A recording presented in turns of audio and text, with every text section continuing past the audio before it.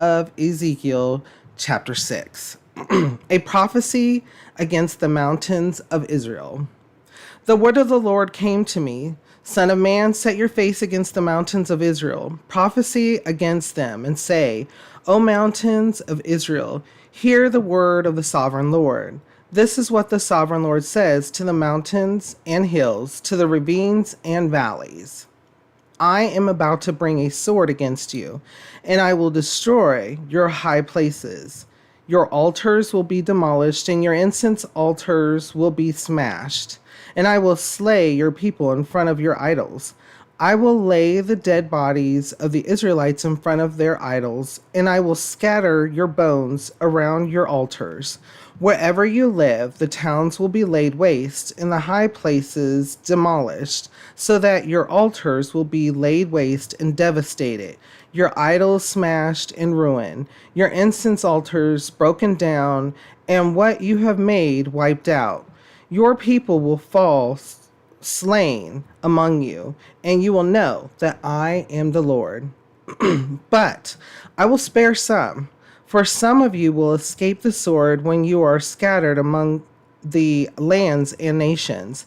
Then in the nations where they have been carried up captive, those who escape will remember me, how I have been grieved by their adulterous hearts, which have turned away from me, and by their eyes, which have lusted after their idols.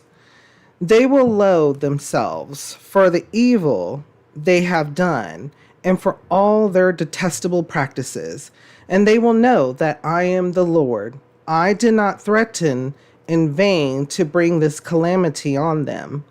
This is what the sovereign Lord says.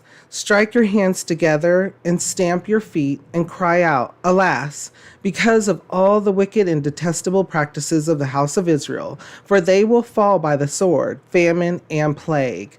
He that is far away will die of the plague, and he that is near will fall by the sword, and he that survives and is spared will die of famine. So will I spend my wrath upon them, and they will know that I am the Lord. When their people lie slain among their idols, around their altars, on every high hill, and on all the mountain tops, under every spreading tree and every leafy oak, places where they offered fragrant incense to all their idols.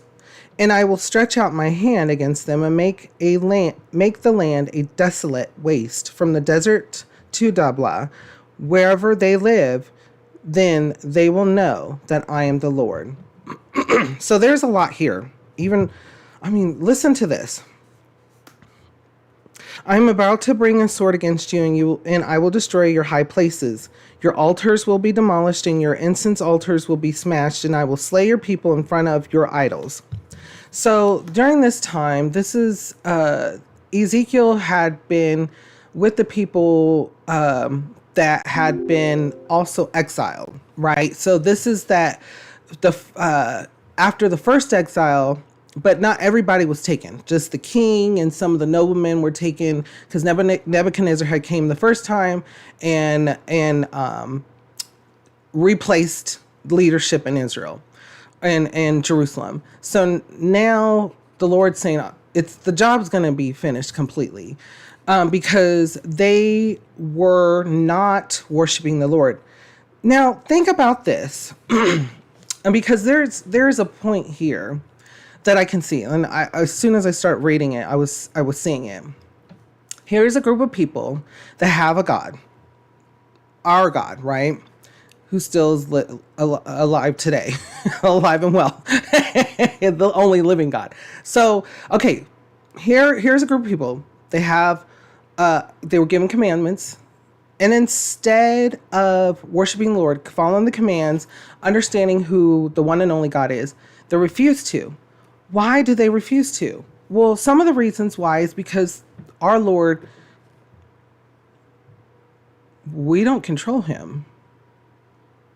And what do you see time and time again throughout Israel is a control issue. Not only a control issue, but things that they want to do. So practices, the Lord, before even they had kings, before their first king Saul, The Lord was their leader. The Lord was to be king. But they begged Joshua, they begged the leaders of Israel to have a king because they wanted to be just like all the other nations around them.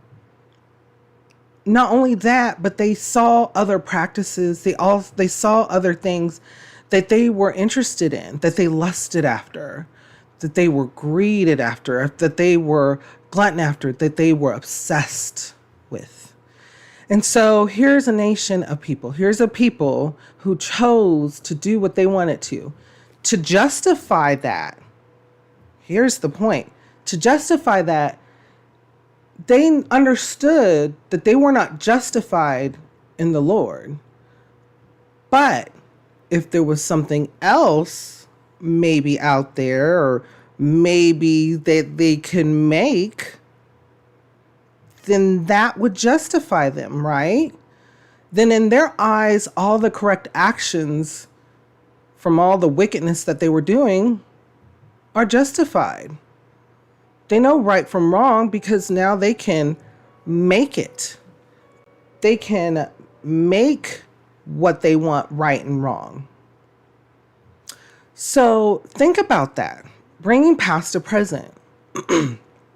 Is that still a reflection of parts of people, parts of groups, families, society today?